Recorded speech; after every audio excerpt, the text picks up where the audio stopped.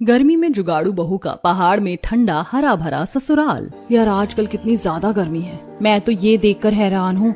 अभी इतनी गर्मी है तो ऐसा लग रहा है जून में शरीर ही ना पिघल जाए गर्मी से। और हाथ में बोझा लेकर चलना तो और मुश्किल लग रहा है अभी इतनी गर्मी में। दीदी गर्मी जिस तरह की पड़ रही है लग रहा है जल्दी ही कुछ न कुछ करना पड़ेगा। हाँ तुम सही कह रही हो। कुछ ही देर में दोनों बाजार से सब्जियां लेकर गांव में पहुंचती हैं। गांव में पहुंचते ही गर्मी और बढ़ जाती है। ये क्या, पूरे रास्ते इतनी गर्मी नहीं लगी, घर आके जितनी गर्मी लग रही है। दीदी गांव में घनी बस्ती है इसीलिए गर्मी ज्यादा है। चलो अब घर में चलते हैं, खाना भी बनाना है वरना देर होगी। दोनों घर के अंदर आती हैं जहां सास सुषमा पिंकू को संभाल रही होती है। वो गोद में लिए इधर उधर घूम रही होती है। पसीने से तर पिंकू लगातार रो रहा होता है और सुषमा के चेहरे पर गर्मी की झुंझलाहट साफ दिखाई दे रही होती है। आ गई बहू, ले अब तो अपना बच्चा संभाल। देख कितनी जोर जोर से रो रहा है। इतनी गर्मी में मैं भी परेशान हो गई हूँ इसे संभालते संभालते। अरे माँ जी दीजिए। पिंकू बेटा क्या हुआ? चुप हो जा बेटा, बहुत गर्मी लग रही है ना। मम्मा बहुत गर्मी है, पसीना आ रहा है, अच्छा नहीं लग रहा। और तू खड़ी क्या है कीर्ति, जा जल्दी से खाना बना, सबको भूख लगी होगी, दिन भर काम करके आएंगे सब। माँ जी इतनी गर्मी में अकेले खाना बनाना बहुत मुश्किल हो जाएगा। सच में हालत खराब हो जाती है चूल्हे के पास खड़े होकर। श्वेता जी आप थोड़ा साथ में मदद कर दो ना, जल्दी बन जाएगा और मुझे भी थोड़ी राहत मिल जाएगी। भाभी मुझे भी बहुत गर्मी लग रही है, ऊपर से कॉलेज का असाइनमेंट भी पूरा करना है। आज तो बिल्कुल टाइम नहीं है मेरे पास। अरे श्वेता बनवा देगी तो क्या हो जाएगा, इतनी भी क्या थकान है, घर का काम है करना ही पड़ता है। माँ आप बोल रही हो तो ठीक है, लेकिन जल्दी खत्म कर लेते हैं। इसके बाद कीर्ति और श्वेता रसोई में जाती हैं। अंदर घुसते ही गर्मी का तेज झोंका लगता है। चूल्हे के पास खड़ा होना जैसे सजा बन गया हो। हाय राम, यहाँ तो बाहर से भी ज्यादा गर्मी है। लगता है आज तो जान ही निकल जाएगी। सच में ऐसा लग रहा है जैसे ओवन में खड़े हैं हम, लेकिन क्या करें, खाना तो बनाना ही पड़ेगा। दोनों जल्दी जल्दी सब्जी काटती हैं, आटा गूंथती हैं और दाल चढ़ा देती हैं। गर्मी के कारण दोनों के चेहरे लाल हो जाते हैं और कपड़े पूरी तरह से भीग जाते हैं। श्वेता थोड़ा पानी दे दो ना, गला सूख गया है। लो भाभी मैं भी पी लेती हूँ। सच में आज तो बहुत ज्यादा गर्मी है। कुछ ही देर में सब्जी और दाल बन जाती है और सिर्फ रोटी बनाना बाकी होता है। दोनों की हालत इतनी खराब हो चुकी होती है कि वो रसोई से बाहर आकर दरवाजे के पास बैठ जाती है। बस भाभी अब मुझसे नहीं हो रहा, थोड़ी देर आराम कर लेते हैं फिर रोटी बना लेंगे। हाँ बिल्कुल, अभी तो ऐसा लग रहा है जैसे चक्कर आ जाएगा, थोड़ी देर बाद बना लेंगे। दोनों दरवाजे पर बैठी होती हैं, तभी सामने वाले घर से पड़ोसन कमला उन्हें देख लेती है और मुस्कुराते हुए पास आ जाती है। अरे वाह क्या बात है, आज तो खाना जल्दी बन गया लगता है। तभी दोनों ननद भाभी दरवाजे पर बैठी हवा खा रही हैं। हाँ आप तो खुद तो ऐसे मजे ले रही हो और हमें ताने दे रही हो। अरे मैं तो मजाक कर रही थी, पर सच बताऊं तुम लोग भी घर में एसी लगवा लो या कम से कम कूलर ही। इतना भी क्या गरीबी करो ना, आजकल हर घर में कुछ ना कुछ होता है। कमला की बात सुनकर श्वेता का चेहरा उतर जाता है। उसे बुरा लग जाता है लेकिन वो कुछ नहीं कहती। छोड़ो श्वेता, इन पड़ोसनों के मुंह मत लगा करो, बस बात बढ़ाती हैं। हाँ भाभी आप सही कह रही हो। उधर पहाड़ पर मोहन, राजीव, भवेश और प्रणव खेतों में काम कर रहे होते हैं। तेज धूप में काम करते करते सब पसीने से भीग चुके होते हैं। बस अब बहुत हो गया, आज की मेहनत यहीं खत्म करते हैं। देखो शाम भी होने लगी है। हाँ बेटा सही कह रहा है, देर हो गई तो पहाड़ से उतरना मुश्किल हो जाएगा। चलो जल्दी चलते हैं वरना घर पहुंचते पहुंचते खाना ठंडा हो जाएगा और फिर हमारी बीवियां हमें ही डांटेंगी। अच्छा है मेरी तो शादी ही नहीं हुई, न कोई डांटने वाला न कोई टेंशन। चारों हंसते हुए नीचे उतरते हैं। रास्ते में हंसी मजाक चलता रहता है, पर गर्मी इतनी होती है कि कपड़े पसीने से भीग जाते हैं। घर पहुंचते ही सब थक कर बैठ जाते हैं और तुरंत पानी मांगते हैं। अरे भाई कोई पानी दे दो, जान ही निकल गई आज तो। ये लीजिए पहले पानी पीजिए फिर नहा लीजिए, थोड़ा अच्छा लगेगा। हाँ पहले नहाना जरूरी है, बहुत चिपचिपाहट हो रही है। टंकी में पानी है ना, उसी से नहा लेते हैं। सब बारी बारी से टंकी के पानी से नहाने जाते हैं, लेकिन पानी इतना गर्म होता है कि नहाने के बाद भी उन्हें राहत नहीं मिलती। अरे ये क्या, पानी तो उबल रहा था, नहाने के बाद भी गर्मी कम नहीं हुई। सही कहा, ऐसा लग रहा है जैसे गर्म पानी से नहा लिए। थोड़ी देर बाद सब लोग खाना खाने बैठते हैं। गर्मी के कारण सबका मन भी ठीक से खाने में नहीं लगता, लेकिन भूख के कारण सब खा लेते हैं। लो सब खाना खा लो, आज बहुत मेहनत की है तुम लोगों ने। खाना खाने के बाद सब सोने की तैयारी करते हैं, लेकिन एक ही कमरे का घर होने के कारण सभी को बहुत परेशानी होती है। हे भगवान ये कैसी गर्मी है, पंखा भी जैसे गर्म हवा दे रहा है। सच में दीदी नींद ही नहीं आ रही है, ऐसा लग रहा है जैसे सांस ही नहीं ले पा रहे हैं। कोई खिड़की खोलता है, कोई दरवाजा, कोई हाथ से पंखा झलता है, लेकिन गर्मी कम होने का नाम ही नहीं लेती। हाँ कुछ करो ना, बहुत गर्मी लग रही है, मैं तो सो ही नहीं पा रही।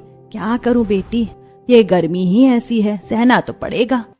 पूरी रात घर में किसी को भी ठीक से नींद नहीं आती। एक ही कमरे में इतने लोग, ऊपर से तेज गर्मी, सबकी हालत खराब हो चुकी होती है। कोई इधर करवट लेता है, कोई उधर, कोई हाथ से पंखा झलता है तो कोई दरवाजे के पास बैठ जाता है। हे भगवान, ये कैसी रात थी। 1 मिनट भी चैन की नींद नहीं आई। लगता है जैसे पूरी रात जागते ही निकाल दी। सच में दीदी, ऐसा लग रहा है जैसे शरीर में बिल्कुल ताकत ही नहीं बची। इतनी गर्मी में नींद आना भी मुश्किल हो गया है। मुझे तो लग रहा है मैं बीमार ही पड़ जाऊंगी। ये गर्मी अब बर्दाश्त के बाहर हो गई है। क्या करें बेटा, प्रकृति के आगे किसका बस चला है, सहना तो पड़ेगा। रात के लगभग 4 बजे जब हल्की हल्की ठंडी हवा चलने लगती है तब जाकर सबकी आंख लगती है, लेकिन वो भी सिर्फ कुछ घंटों के लिए। सुबह होते होते फिर वही तपती धूप और उमस घर में भर जाती है। दोपहर तक हालत और भी खराब हो जाती है। बहुएं काम करते करते पूरी तरह थक जाती हैं। दीदी, अब तो सच में बर्दाश्त नहीं हो रहा है। मुझे थोड़ी देर के लिए बाहर जाना है, शायद हवा लग जाए तो थोड़ा अच्छा लगे। हाँ जाओ, कमला आंटी के घर चली जाओ, वहाँ थोड़ा खुला माहौल है, शायद राहत मिल जाए। कीर्ति धीरे धीरे चलकर पड़ोसन कमला के घर पहुंचती है। उसे उम्मीद होती है कि वहां जाकर उसे थोड़ा सुकून मिलेगा। अरे कीर्ति, आज हमारे घर कैसे आना हुआ? इतनी गर्मी में घूमने निकली हो? बस आंटी, घर में बहुत गर्मी हो रही थी, सोचा थोड़ी देर यहाँ बैठ जाऊं तो शायद अच्छा लगे। कमला की बात सुनकर कीर्ति का चेहरा उतर जाता है। उसे बहुत बुरा लगता है, लेकिन वो कुछ नहीं कह पाती। जी आंटी, आप सही कह रही हो। थोड़ी देर चुपचाप बैठने के बाद कीर्ति बिना कुछ बोले वहां से उठकर वापस घर आ जाती है। घर पहुंचते उसकी आंखों में हल्की नमी होती है, लेकिन वो किसी को कुछ नहीं बताती। क्या हुआ कीर्ति, इतनी जल्दी वापस आ गई? वहाँ अच्छा नहीं लगा क्या? नहीं दीदी, बस ऐसे ही, मन नहीं लगा। दोपहर के समय जब भावेश जी खाना खाने के लिए घर आते हैं तो बहुओं की हालत देखकर उन्हें भी चिंता होने लगती है। बेटा, तुम लोग बहुत परेशान लग रही हो। अगर इतनी गर्मी लग रही है तो मेरे साथ ऊपर पहाड़ पर चलो। वहां खेतों में पेड़ है, हवा चलती है, वहां इतनी गर्मी नहीं है, वहां इसका आधा भी नहीं लगेगा। सच में पापा जी, वहाँ थोड़ा ठंडा रहता है क्या? हाँ बेटा, बहुत फर्क है। चलो, आज तुम लोग भी साथ चलो। हाँ दीदी चलो ना, वैसे भी पापा जी लोग रोज अकेले ही मेहनत करते हैं, हम भी थोड़ी मदद कर देंगे। हाँ चलो, सब चलते हैं। घर में बैठे बैठे तो और गर्मी लगती है। इसके बाद बहुएं सास और श्वेता सभी भवेश जी के साथ पहाड़ की तरफ निकल पड़ते हैं। चढ़ाई करना आसान नहीं होता। गर्मी और थकान दोनों मिलकर उन्हें और भी परेशान कर देते हैं। अरे, ये पहाड़ चढ़ना भी कोई आसान काम है क्या? मेरी तो सांस ही फूल गई। बस थोड़ा और, फिर हम ऊपर पहुंच जाएंगे। जैसे ही सब लोग ऊपर पहुंचते हैं, ठंडी हवा का झोंका होने लगता है और सबके चेहरे पर अचानक सुकून आ जाता है। अरे वाह, यहाँ तो सच में बिल्कुल ठंडा लग रहा है, जैसे किसी और ही जगह आ गए हों। हाँ दीदी, यहाँ तो गर्मी का नाम ही नहीं है। कितना अच्छा लग रहा है। देखा, मैंने कहा था ना, यहाँ का माहौल अलग ही है। पेड़ों की छांव, ठंडी हवाएं और खुला वातावरण सब मिलकर एक अलग ही सुकून देते हैं। बहुएं धीरे धीरे खेतों में काम भी करने लगती हैं। यहाँ काम करना भी कितना आसान लग रहा है। नीचे घर में तो सांस लेना भी मुश्किल हो जाता है। सच में अगर हो सके तो मैं तो यहीं रह जाऊं। धीरे धीरे पूरी दोपहर कब बीत जाती है किसी को पता ही नहीं चलता। शाम होते ही सब नीचे गांव लौटने लगते हैं, लेकिन जैसे ही नीचे आते हैं फिर वही गर्मी उनका स्वागत करती है। उफ, नीचे आते ही फिर वही गर्मी। ऊपर ही अच्छा था। हाँ सच में, ऊपर कितना सुकून था। कुछ दिन यही चलता रहता है। गर्मी भी बढ़ती है और पड़ोसियों के ताने भी। एक दिन अचानक सुषमा की नंद यानी भावेश जी की बहन बुआ जी उनके घर रहने आ जाती हैं। अरे सुषमा, ये कैसा घर है? इतनी गर्मी, एक भी ठंड का इंतजाम नहीं। अरे दीदी, जैसा है वैसा है, आप बैठो, बहुएं पानी लेकर आती हैं। बहुएं उनकी खूब खातिरदारी करती हैं, लेकिन घर की गर्मी बुआ जी को बिल्कुल पसंद नहीं आती। बेटा, तुम लोग एक कमरे के घर में कैसे रहते हो? जब मेहमान की खातिरदारी की व्यवस्था नहीं थी तो बुलाया ही क्यों? बुआ जी, हम लोग कोशिश कर रहे हैं। और मेरे घर में तो हर कमरे में एसी लगा है। मैंने सोचा था कम से कम पंखा तो अच्छा होगा, लेकिन यहाँ तो हाथ पंखा भी ठीक से नहीं है। कैसे गुजारा करते हो तुम लोग? बुआ जी के शब्द बहुओं को अंदर तक चोट पहुंचाते हैं, लेकिन वो चुप रहती हैं।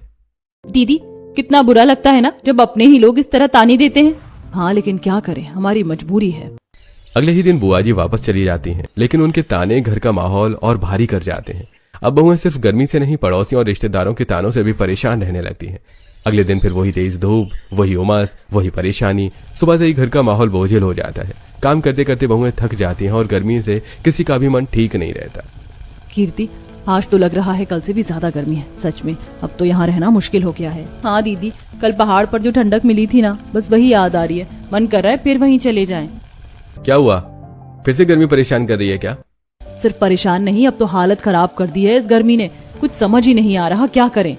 तो चलो आज फिर ऊपर पहाड़ पर चलते हैं, वहाँ कम से कम आराम तो मिलेगा। हाँ पापा जी, हम भी चलेंगे। आज तो पूरा दिन वहीं बिताएंगे। सब लोग फिर से पहाड़ की तरफ निकल पड़ते हैं।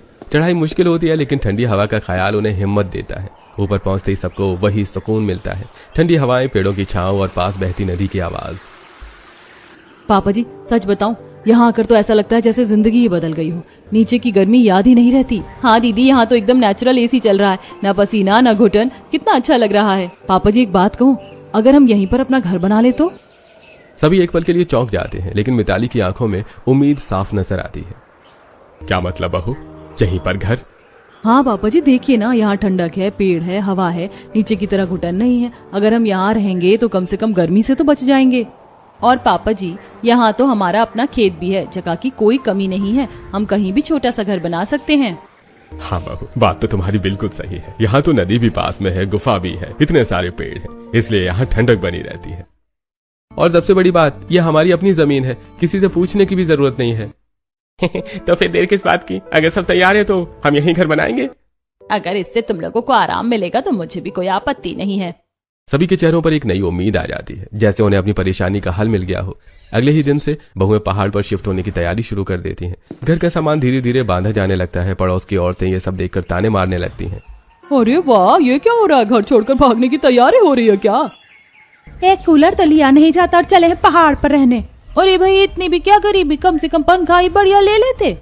बहुएं उनकी बातें सुनकर भी शांत रहती हैं, लेकिन इस बार जवाब भी देती हैं।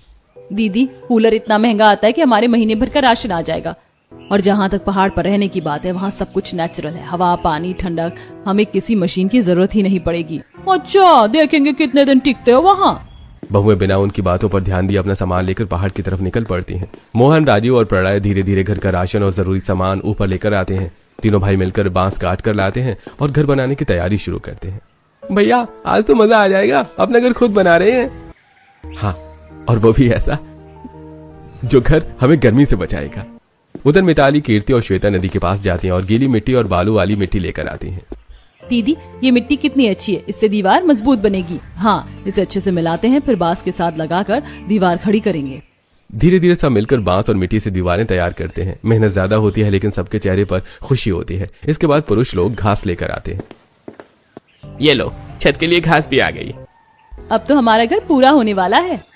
बहुएं घास से छत बनाती हैं और नदी की गीली मिट्टी से खपरेल तैयार करती हैं। देखो, ये खपरेल छत पर डाल देंगे तो अंदर ठंडक बनी रहेगी। भाभी आपने तो पूरा प्लान बना रखा है। मिताली मोहन से कहती है। जी, अगर राशन वाले के यहाँ से कुछ पुरानी बोरियां मिल जाए ना तो ले आइएगा, काम आएंगी। ठीक है, कल देखता हूँ। अगले दिन मोहन जब राशन वाले के पास से गुजरता है तो उसे बहुत सारी पुरानी और खराब जूट की बोरियां दिखती हैं। अरे यही तो चाहिए था, मिताली सही कह रही थी। वो सारी बोरियां लेकर पहाड़ वाले घर पर पहुंच जाते हैं। अरे वाह, ये तो बहुत काम आएंगी। बहुएं उन बोरियों को पानी में भिगोकर छत पर डालती हैं। इससे धूप सीधे अंदर नहीं आएगी और घर ठंडा रहेगा। कुछ ही समय में घर पूरी तरह से तैयार हो जाता है और अंदर एक अलग ही ठंडक महसूस होती है। अरे सच में अंदर तो बिल्कुल ठंडा है। बहुओं, तुम लोगों ने तो कमाल कर दिया। मिताली अपनी रसोई भी बहुत अच्छे से सेट करती है। देखो, अब हम मिट्टी के बर्तन इस्तेमाल करेंगे, इससे खाना भी ठंडा रहेगा और सेहत भी अच्छी रहेगी। हाँ बहू, मिट्टी के बर्तन में खाना खाने से शरीर भी ठंडा रहता है। अरे यहाँ तो सब कुछ आसान हो गया, गाँव में तो हर चीज के लिए पैसे देने पड़ते थे और यहाँ सब कुछ अपने आप मिल रहा है। कितना अच्छा लग रहा है। शाम को मिताली मिट्टी के बर्तनों में खाना बनाती है।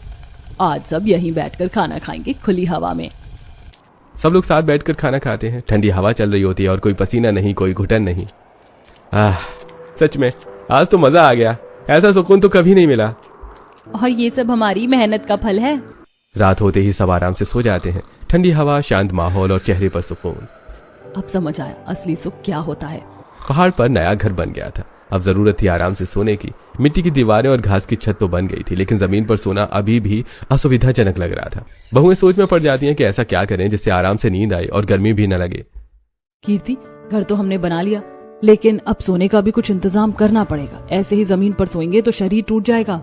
हाँ दीदी, और अगर कुछ सही नहीं किया तो फिर से वही पसीना और घुटन शुरू हो जाएगी। हमें कुछ ऐसा करना होगा जिससे ठंडक भी बनी रहे। भाभी, आप तो हमेशा कुछ ना कुछ नया सोच लेती हो, इस बार क्या प्लान है? प्लान तो है, हम घास की चटाइयां बनाएंगे और उसी से बिस्तर तैयार करेंगे। घास से बिस्तर? भाभी ये कैसे होगा? देखो, पहले हम जमीन पर थोड़ा पानी डालेंगे, फिर उसके ऊपर घास की चटाई बिछाएंगे और उसके ऊपर बिस्तर। इससे नीचे की ठंडक ऊपर आएगी और गर्मी कम लगेगी। वाह दीदी, ये तो बहुत बढ़िया आइडिया है, नेचुरल कूलिंग सिस्टम। इसके बाद सभी मिलकर घास इकट्ठा करते हैं और चटाइयां बनाना शुरू करते हैं। मेहनत लगती है लेकिन धीरे धीरे कई चटाइयां तैयार हो जाती हैं। रात होते ही मिताली जमीन पर हल्का पानी छिड़कती है, फिर उसके ऊपर घास की चटाई बिछाती है और उसके ऊपर बिस्तर डाल देती है। लो, अब सब इसी पर सोकर देखो, आज रात मजा आ जाएगा। अगर सच में आराम मिला ना तो तुम्हें इंजीनियर मान लूंगा मैं। सब लोग उस पर लेटते हैं और कुछ ही देर में ठंडी ठंडी हवा और नीचे से आती ठंडक उन्हें सुकून देने लगती है। दीदी सच में कितना ठंडा लग रहा है, आज तो पहली बार बिना पसीने की नींद आएगी। बहुआ तुम लोगों ने तो कमाल कर दिया, अब तो यहाँ रहना और भी आसान हो गया। उस रात सभी आराम से सो जाते हैं, न कपड़े भीगते हैं न घुटन होती है, बस सुकून ही सुकून। कुछ दिनों बाद एक दिन कीर्ति नीचे गांव के बाजार जाती है कुछ जरूरी सामान लेने। वहां उसकी नजर एक भंगार वाले की दुकान पर पड़ती है। भैया, ये वॉशिंग मशीन यहाँ क्यों रखी है, खराब है क्या? अरे बहन, मशीन में कोई खास खराबी नहीं है, बस इसकी बॉडी टूट गई है, अंदर का सब सामान सही है। सच में? मतलब मोटर वगैरह सब ठीक है?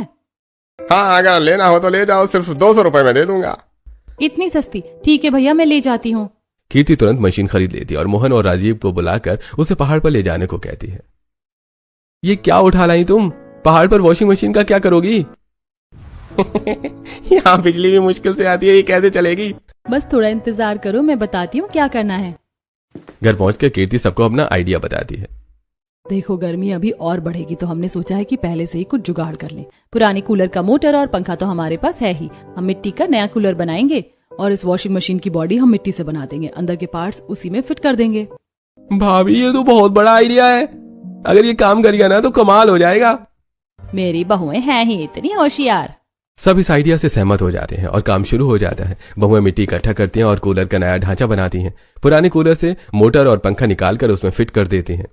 देखो, हवा इस तरफ से आएगी और पानी से होकर गुजरेगी तो ठंडी हो जाएगी। बिल्कुल बिल्कुल देसी एसी बन जाएगा। वहीं वॉशिंग मशीन के लिए भी मिट्टी का ढांचा तैयार किया जाता है। इस तरह से हम इसे शेप देंगे, फिर अंदर सारे पार्ट्स लगा देंगे। वायरिंग में और राजीव कर देते हैं ताकि ये ठीक से चल सके। हाँ, सब सही से कनेक्ट करना पड़ेगा। कुछ ही समय में दोनों चीजें तैयार हो जाती हैं, एक देसी मिट्टी का कूलर और मिट्टी की वॉशिंग मशीन। वाह, ये तो किसी साइंस प्रोजेक्ट से कम नहीं है। इसके बाद कीर्ति एक पाइप लगाकर कूलर को नदी से जोड़ देती है। इससे पानी सीधे नदी से आएगा और कूलर चलता रहेगा, और ये जो पानी निकलेगा उसे खेत में भेज देंगे ताकि पानी भी वेस्ट ना हो। बहू, तुम लोगों ने तो पूरे सिस्टम को ही बदल दिया। अब जब भी थोड़ी गर्मी लगती बहुएं कूलर चला देती और घर में तुरंत ठंडक फैल जाती। अरे, ये तो सच में एसी से भी बढ़िया है और बिल भी नहीं आएगा। दोपहर के समय सब लोग पास की गुफा में जाकर समय बिताते, जहां और भी ज्यादा ठंडक रहती। यहाँ तो बिल्कुल हिल स्टेशन जैसा फील आता है, और फ्री में। धीरे धीरे बहुएं सोचती हैं कि क्यों ना यहाँ और हरियाली बढ़ाई जाए। अगर हम यहाँ पेड़ लगाएंगे तो और ठंडक बढ़ेगी। हाँ, और फल भी मिलेंगे, सब कुछ अपना होगा। वो नारियल, आम, अमरूद, अनार, पपीता जैसे पेड़ लगाती हैं। कितना अच्छा लग रहा है, जैसे अपना छोटा सा जंगल बना रहे हो। खेतों में भी हरी सब्जियां उगाई जाती हैं। जितना हल्का और ठंडा खाना खाएंगे शरीर भी उतना ठंडा रहेगा और मार्केट जाने की जरूरत भी नहीं पड़ेगी। वो खरबूजा और तरबूज भी उगाती हैं। अब तो गर्मी में भी मजे ही मजे हैं। हर सुबह मिताली नारियल तोड़ती और सबको नारियल पानी पिलाती। ये लो, सब फ्रेश नारियल पानी पियो, अब तो शरीर भी ठंडा रहता है और मन भी खुश। समय धीरे धीरे बीतता है और उनकी मेहनत रंग लाती है। छोटे पौधे कब बड़े होने लगते हैं, खेतों में हरी सब्जियां लहलाती हैं, चारों ओर हरियाली और बढ़ जाती है। कीर्ति, देखो तो हमारे लगाए हुए पौधे कितने अच्छे से बढ़ रहे हैं, सच में दिल खुश हो जाता है ये सब देखकर। हाँ दीदी, पहले जहाँ सिर्फ खाली जमीन थी, अब वहाँ इतनी हरियाली है जैसे अपना छोटा सा स्वर्ग बन गया हो। और ये सब हमारी मेहनत का फल है। सच में भाभी, आप लोगों ने कमाल कर दिया। खेतों में टमाटर, लौकी, भिंडी, पालक, ककड़ी जैसी हरी सब्जियां खूब उगने लगती हैं। फलदार पेड़ों पर भी छोटे छोटे फल दिखने लगते हैं। अरे, अब तो बाजार जाने की जरूरत ही नहीं पड़ेगी, सब कुछ यही मिल रहा है। सही कहा, अब तो खाना भी शुद्ध और ताजा मिल रहा है। लेकिन एक कमी अभी भी थी। गर्मी में ठंडा पानी और खाने को सुरक्षित रखने के लिए कोई ठोस इंतजाम नहीं था। दीदी, एक बात कहूँ, सब कुछ तो हमने जुगाड़ कर लिया, लेकिन एक फ्रिज होना बहुत जरूरी है। हाँ, खासकर इस गर्मी में पानी ठंडा नहीं मिलता और खाना भी जल्दी खराब हो जाता है। तो अब क्या करेंगे? यहाँ बिजली का भी कोई भरोसा नहीं है। मैंने एक रील में देखा था, मिट्टी का फ्रिज बनता है बिना बिजली के। सच में? वो कैसे काम करता है? उसमें ऊपर से पानी डालते हैं और नीचे से पानी रिसता है, जिससे अंदर ठंडक बनी रहती है, टेम्परेचर भी काफी कम हो जाता है। भाभी, अगर ये काम कर गया ना तो फिर तो मजा ही आ जाएगा। दोनों बहुएं मिलकर मिट्टी का फ्रिज बनाने में लग जाती हैं। वो नदी से अच्छी चिकनी मिट्टी लाती हैं और धीरे धीरे उसका ढांचा तैयार करती हैं। दीदी, इसको थोड़ा मोटा रखना पड़ेगा ताकि ठंडक ज्यादा देर तक रहे। हाँ, और अंदर का स्पेस भी सही रखना होगा ताकि ज्यादा सामान आ सके। काफी मेहनत के बाद मिट्टी का फ्रिज तैयार हो जाता है। ऊपर पानी डालने की जगह और नीचे स्टोरेज का हिस्सा भी बना दिया जाता है। चलो अब इसे इस्तेमाल करके देखते हैं। वो ऊपर से पानी डालती हैं, धीरे धीरे रिसने लगता है और कुछ ही समय में अंदर ठंडक महसूस होने लगती है। दीदी सच में अंदर तो ठंडा लग रहा है। देखो मैंने कहा था ना काम करेगा। अब वो सब्जियां, पानी और खाना उसी मिट्टी के फ्रिज में रखने लगती हैं। मम्मी ये फ्रिज तो बहुत अच्छा है, इसमें पानी भी ठंडा हो गया। भाभी ये पानी तो बिल्कुल फ्रिज जैसा लग रहा है, नॉर्मल नहीं, एकदम ठंडा और फ्रेश। बहुओं तुम लोगों ने तो घर को पूरा बदल दिया। इसके बाद बहुएं छोटे छोटे मिट्टी के बोतल भी बनाती हैं। इससे हम पानी भरकर फ्रिज में रखेंगे और जब पियेंगे तो और ठंडा लगेगा और प्लास्टिक का इस्तेमाल भी नहीं करना पड़ेगा। अब घर में हर चीज व्यवस्थित होने लगती है, लेकिन सोने के लिए अभी भी थोड़ी परेशानी रहती है। कीर्ति हमें और बिस्तर बनाने होंगे ताकि सब आराम से सो सके। हाँ दीदी, 2-3 और घास के बेड बना लेते हैं। दोनों मिलकर और घास के बेड तैयार करती हैं। अरे अब तो लग रहा है होटल खुल गया है यहाँ।